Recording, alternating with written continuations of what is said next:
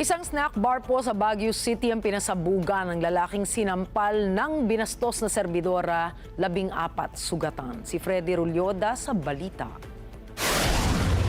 14 na katao ang nasugatan matapos maganap ang pagsabog sa isang food house na katabi ng isang terminal kaninang madaling araw sa Magsaysay Road, Baguio City. Sa kuha ng CCTV footage, makikitang isang lalaki na nagsindi ng pampasabog sa tapat ng isang kotse at saka inihagis sa itaas na bahagi ng food house. Ayon sa ilang vendors na nasa paligid lang na naturang snack shop, nagulat sila sa pangyayari kung saan sa lakas umano ng pagsabog ay lumipad ang ilang yero hanggang mabutas ang bubungan. Nadamay din ang katabing gusali kung saan ay nagkabasag-basag ang mga bintana nito sa lakas ng impact at pagsabog.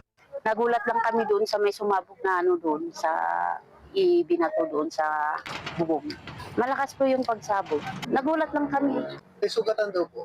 Meron po, siguro nasa siyam, pero yung medyo malala yung babae na naputulan ng daliri.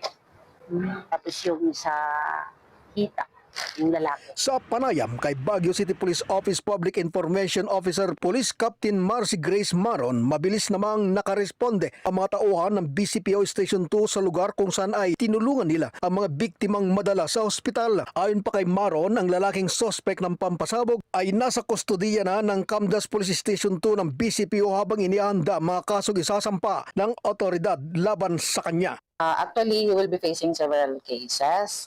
Kasali doon yung light, less serious and serious depending on the findings of the doctor. Dagdag pa ni Maron, bago ang bomb explosion ay may ginawang pambabastos umano ang lasing na suspect sa isang babaeng storekeeper kung saan nasampal siya ng biktima at nasaktan pa ng ilang bystander sa lugar. Lumabas umano ang suspect, ngunit pagbalik bit-bit na nito ang naturang IED. Sinindihan hanggang ihagis sa bubungan ng naturang resto. Aside from that, meron pa kasi siyang incident prior to the explosion, that is yung acts of lasciviousness na allegedly meron siyang binastos na isang store keeper.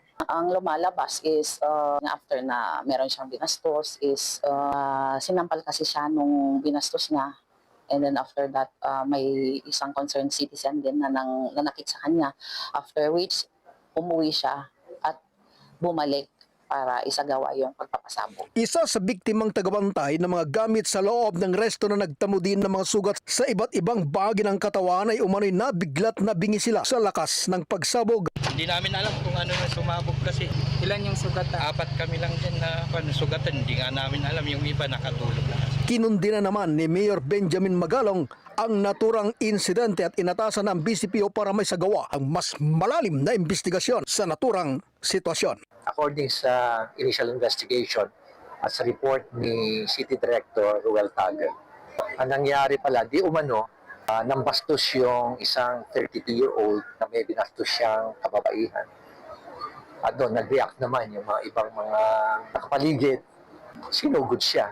At nung nasaktan na siya, nabugbog siya, yung pala, meron siya mga dalang black powder. Mula sa Baguio City, Freddy Rulyoda para sa mata ng agila, matatag, matapang, matapak. Sa ibang balita, para mapaghandaan po yung posible epekto ng tag-ulan, tiniyak ngayon ng DPWH na matatapos sa tinakdang oras yung pong drainage project dyan po sa Bonifacio Drive sa lungsod ng Maynila.